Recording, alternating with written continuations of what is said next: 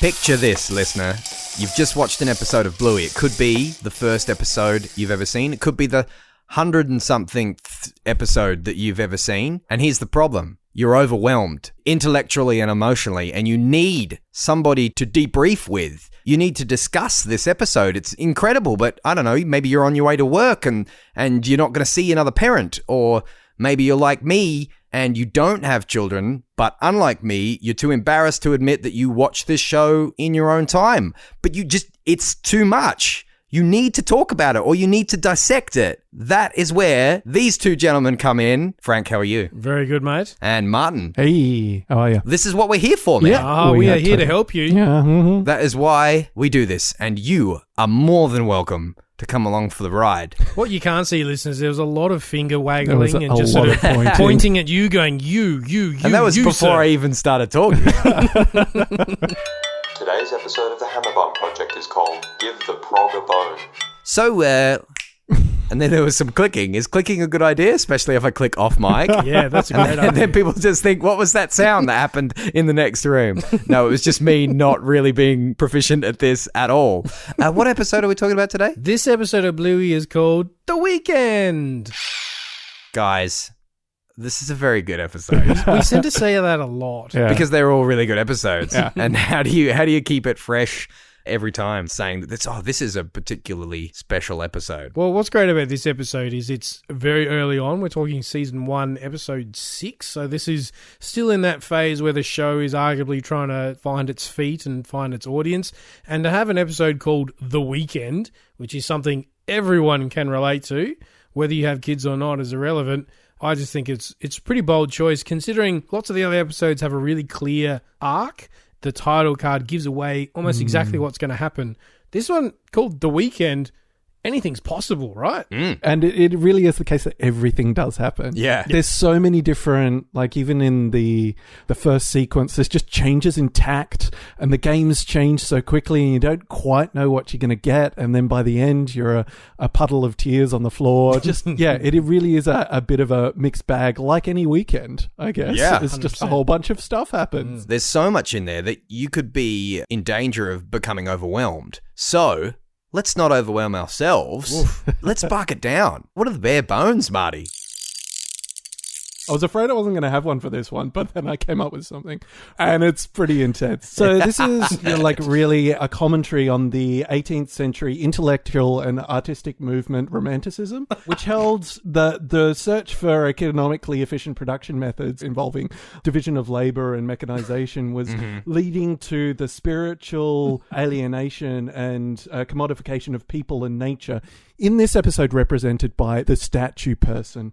According to the Romantics, really, the solution was going back to nature, which is really symbolized by Bingo's epiphanous interaction with the leaf bug, itself a dichotomous metaphor for the chameleonic and simulacronic nature of the nature in our modern experience. You know, every time I laugh, you said a word I didn't understand. I'm fairly sure I invented a couple. What a relaxing weekend. Well, that really broke it down, didn't it? Wait. I had a shorter version, which was basically the healers play games, Bingo finds a bug.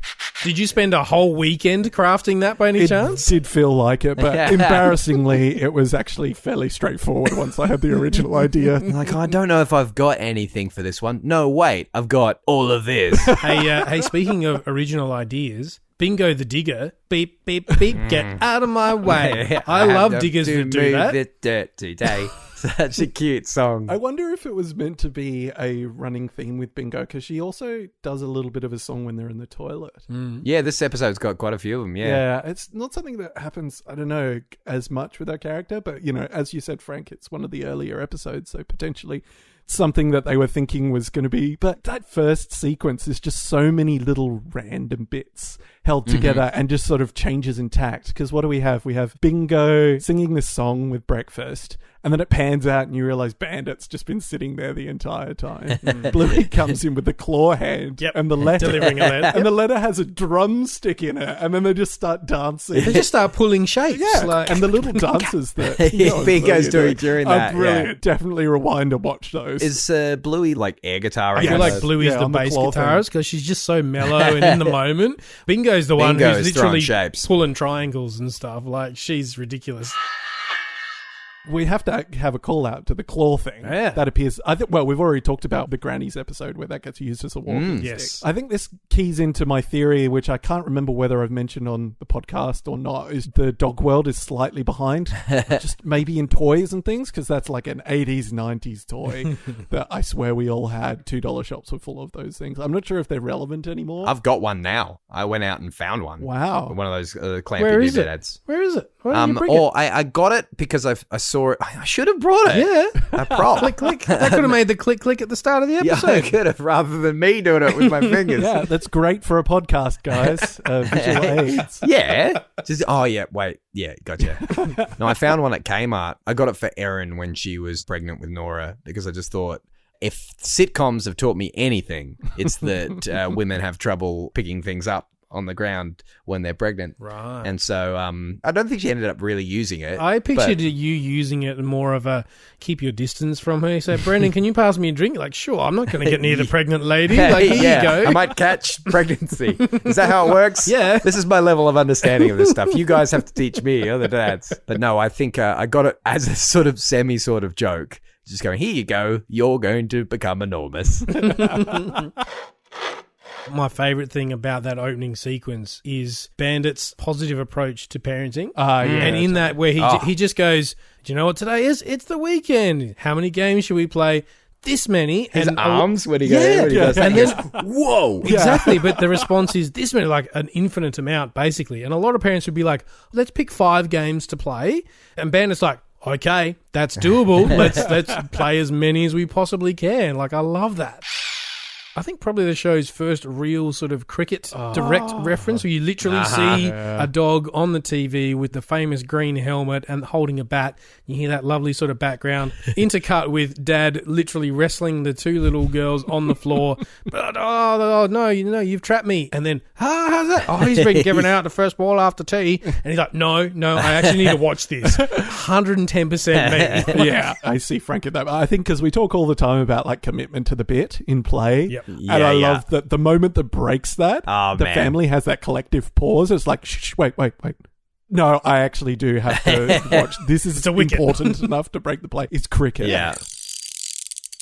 That establishing shot with the cricket on the TV and then like a ball rolls across. Just having cricket on the TV for any Australian very quickly situates. Yeah. It's on the weekend. It's a hot, sunny summer man. day. Yep. It's like the afternoon. You're feeling pretty relaxed. That's all the tonal flavor you need. That's why it's still test cricket for me, I think. Like, I love all forms of the game. Yeah, 100%. But the fact that you can just have it on all day. Paul Kelly says it in his book, like, it's kind of ethereal. You can zone in and zone out. And that's totally it. I had that same thought of cricket being a game that you check into. Yep. Yeah. As it's shown in this episode, it's just on in the background. You're not sitting in front of the TV. You just go every once in a while and complain about how the umpire was wrong. How is that LBW? How was that LBW? We all know that Marty wasn't into cricket until he met his partner and she got him into it despite the boys trying for years. He married into cricket. Yeah. Yeah, I married into cricket. When I met Ali and she had to get my seal of approval before this could go further, Yeah, exactly. that was the clincher for me. I was like, she loves cricket. Marty, you'll be fine. Like, In fact, replacement? swapsies? Yeah, you better make this work, Marty. Not for her, but for you, man. If this doesn't work out, she's in, you're out. Tell your story walking. Back to the pavilion. That's out, my boy. So we've talked a lot about Australianisms, but there is a bit of French in here. Bonjour. Oh, oui, oui. And just how quickly they're in that store in France. He takes on the character so quickly of just being some sort of pretentious person who's buying statues. And the thing that I love is that it's actually better to have bought a normal statue and not a magic statue. Yeah. This is like some sort of rip-off to get a magic statue. I've been down that road before. Yes. Such a good line. And that's the line that he says, been down that road before. Oh, hold on. Pause the game. Pause the game. That's the only other thing that could break the commitment to play is Yeah. having to go number 2s. That's a very sensible reason to break it. Solo toilet time for parents. And I'm sure lots of parents can relate to this. Bluey and Bingo are literally in the toilet, and as we've said before, Bingo is singing a little random tune, and then Bluey complains about the smell. complaining. Goes, well, you're welcome to wait outside. Like, how many parents have experienced that exact scenario? I would love some solo toilet time. Ali's doing something. I'm doing childcare. You're like, okay, all right. Well, we're just going to have to... it's one of those things you hear about and you don't really anticipate how problematic it is when you are actually a parent. I have to comment on when Bingo's in bed later on, and there's so much I love about this. Am I jumping ahead if I talk about that now? Jumping ahead, but that's all right. We don't do things chronologically but here. I just love the Sushi Doll. Oh, man, how good is it? When Bluey is explaining it, yeah, and she's got sushi feet, little bits of sushi with rice that helps it stand up. Falls over straight away. It doesn't work. And her face, she's like... Huh. I watched that episode today, and my sister Erin, she was in the room. I've just seen it that many times, but inconsolable at that bit. She said she can remember being a kid and trying to explain a toy to someone who didn't care. And the fact that it just falls over immediately and doesn't even work, and just the rhythm and the meter with which Bluey is explaining this toy that she loves is just perfect.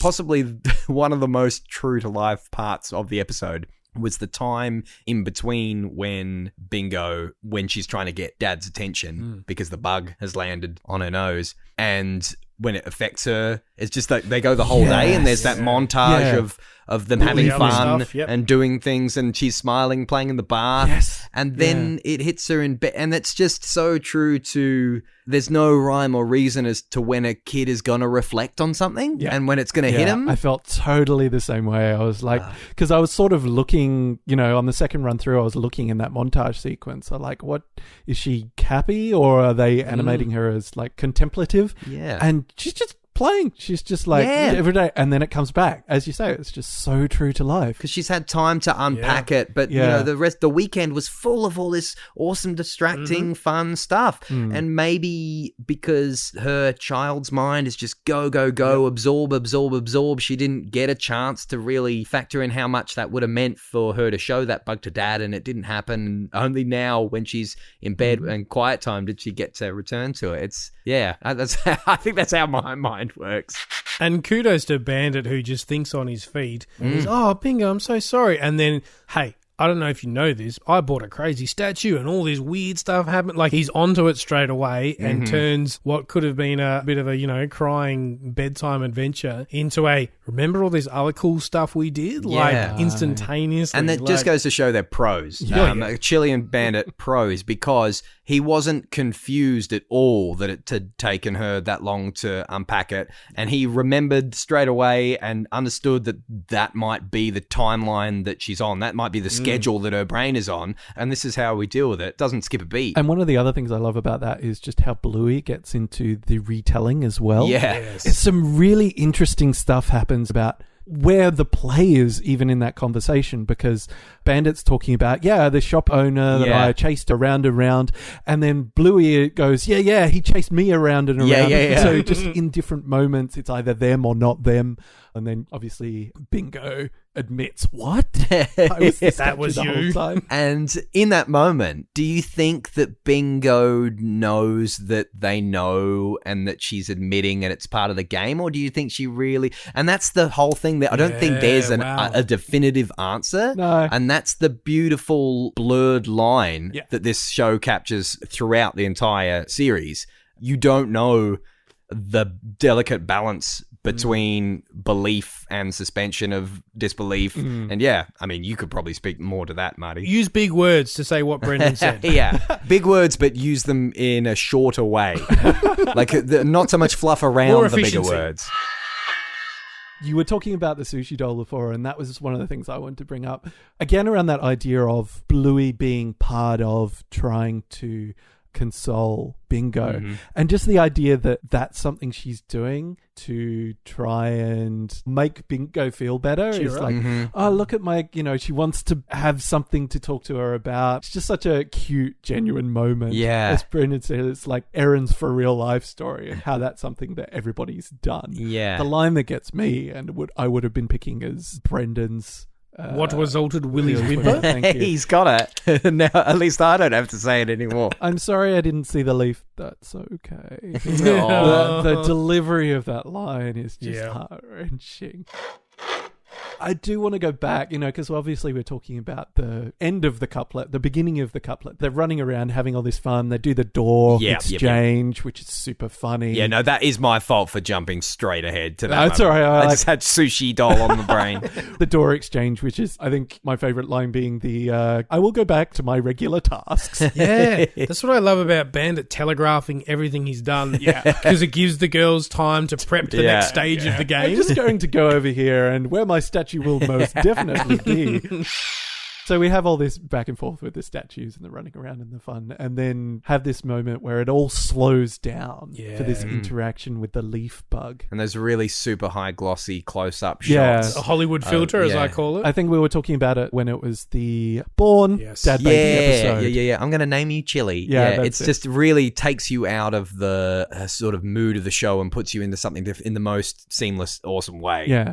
And I think one of the things I noticed as well is just the way that the sound quality changes. So you sort of, you zoom in and you sort of see stuff from the perspective of the bug, and it's sort of got this large echoey element to it. And just the way that the scope of the whole show just zooms straight into just Bingo and this bug. And the connection between them is really amplified by just the kind of caricaturization of the bug to kind of be responding to Bingo's questions. Yeah. Yep. Are you this? Are you that? And the bug kind of like jumps a bit. Yep, And it's like, moves around. there wouldn't really be that understanding from a bug. But I mean, you could do that. And it just makes that moment a little bit more special because they are really outside of time together. Yeah. And it is that, isn't it? They're in this bubble moment, which you sometimes see kids having. It's just like they focus in on nature, or they'll just be in a corner doing something and they're completely in their own world. Nah, I don't know what you're talking about. Doesn't sound like Brendan at Not all. me. Either now or in the past. Yeah, is it happening more now or less? Who knows? From all these really complicated movement, this sort of stuff, just focusing down into this ephemeral moment she's trying to capture by getting Dad to see it as well, which somehow validates it. Yeah, makes it more real, or it's an experience she wants to share. It's just a really interesting button to have in this episode of a whole bunch of other stuff. Just sort of fun games, which is more like xylophone. It feels a lot like xylophone with some of the other stuff. It does have that structure of like the game. And it's very much a Chili Ducks in, Chili Ducks out, has some absolute zinger lines, but it's a Bandit, Bingo and Bluey sort of fun adventure history game time.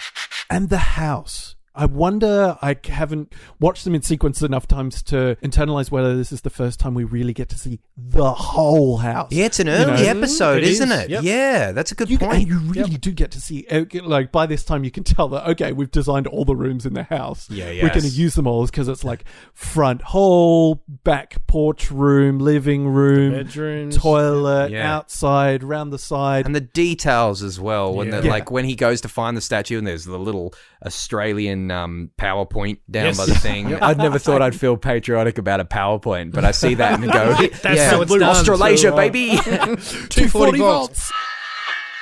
I just want their house. It's just so warm and comfy and glowy. It just looks so nice and so big. It's just got so many rooms. I want to hang out there. Looks comfy. Oh, and the beanbags there too. Yes. Because we were talking about the beanbag bomb. And that's already in the room. So it's nice to see that they just like repurpose stuff that's already there to be part of the story.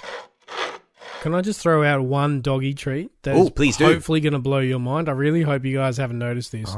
Chili, she's going for a run. She's got her iPhone strapped to her arm. So If you pause it at the right time, you can actually see what she's listening to. Don't. She is listening to Dark Side of the Moon, except the cover I'm thinking about? Which the prism. Yep, is a dog bone. I am... Go back and pause it. I'm telling you. I wouldn't have thought I'd have the resolution on my You TV. You don't that. see it. The only part it really shows up in is when she's come back at the end and she gives Bluey a hug. Chili, loving the prog rock classics. Yep. The actual What Was Altered Willie's Whimper. And it was related to that, but it was a moment that was not so much sort of sad as it was. It kind of has a hint of sadness just at the end of the moment Bingo shares with the bug. Just like, goodbye, bug. Have fun. I'll miss you. you. Yeah. Yeah. That's up Oh, Bingo, you beautiful thing. And then, of course, you had the connection at the end. You know, we're Yes. doing an amount with the hands, which is how we open the episode with how many games are we going to play. It's like, leave the door open this much so the bug can come in. Yeah. Yeah. Beautiful. This episode is as good as lots of other episodes at displaying this one thing that I just love about Bingo as opposed to Bluey. I just love any episode where they really build those characters as separate people, because it would be so easy not to. Yeah. You don't need to do this. But yeah, Bluey's making games and running the game. And Bingo does go off into her own little world more often, but they care about each other. And we've spoken in other episodes about how Bingo would sacrifice her own thing to make Bluey happy. And Bluey is returning that in this episode. I'm not a dad like you guys, but I am an uncle of 14. And I think as special as it is to have nieces and nephews, having nieces and nephews who are siblings and watching the dynamic between them, it's so... That's what resulted Willie's whimper Yeah. right there, folks. You can't see it. You can't see it, but he's whipping there. it right now. Just like caring about each other and wanting to, not knowing how to help, like you said before, Marty, with Bluey's just kind of trying to... But the important thing is she's willing and Present. she desires Yeah. to be present and be helpful, because they just care about each other, man. It's such a beautiful episode. Speaking of being present, can I just quickly shout out the doorbell prank, which I think we sort of touched on. Yeah. But basically, you know, the girls ring the doorbell and hide, and Bandit comes out, hello. Oh, that's a very strange occurrence, puts on his posh voice. I was reminded, Brendan, of a prank that you and I did, very similar to this. You were around at my place and you said, I'm bored, what do we do? We had about probably like 10 to 15 friends of ours who all lived within a 10 to 15 minute driving range from my place. And I said, let's go to everyone's house, stand on the doorstep, not ring, not knock, and then just leave. And then go do that at the next house. So when we see them all on the weekend, we can go, oh, was that your place? No, you weren't. Yes, I was. I do not remember this. You really? I really No, don't. But because- this would have been before smartphones. Yes. This would have been before we had digital cameras on us at all to times. record this sort of stuff. Because that would have been definitely how we would have done it now. Agreed. And it would have been... Would have- I don't know would if that proof. would have made it more or less creepy. But see, we only got about 3 houses in, because I think the third house was like the Freeth's house. Right. And when we get there, I'm in the car ready to go off to the next place. Come on, Brendan. And you come back and go, I think there's a party going on in there. And there was about 10 of our friends, which is not uncommon, man. at the Freeth's place. And we're like, let's go in there instead. And This part of the story... part of our weekend. This part of the story might be making me remember the rest of the story. Yeah. And because I think it was like, I won't say all Man, we the... must have been bored. We were very bored. When I explained, well, this is what I want to do, you lost it. You went into one of your silent laughs because you're like, that is the most ridiculous thing I've ever... Let's do it. They could have just not believed us, and then there would have been nothing to the story. You're right. These days, you'd put it on TikTok or whatever and make people laugh. Back then, you just had to believe us that we did. We knew that we did it. Yeah. And this is what weekends are. Just random stuff, one after the other. Well, what are you guys doing this weekend? About this much worth of stuff? Oh, whoa, definitely doable. Okay. Thank you for joining us. I hope you all listening to this have a lovely weekend with this much stuff in it. I'm probably going to sit at home and watch lots of Bluey. Same thing we do every weekend, Brendan. Or maybe I'll do some hardware shopping this weekend. You can find me, Aisle 300. Left of the fake grass. If you hit a flamingo, you've gone too far.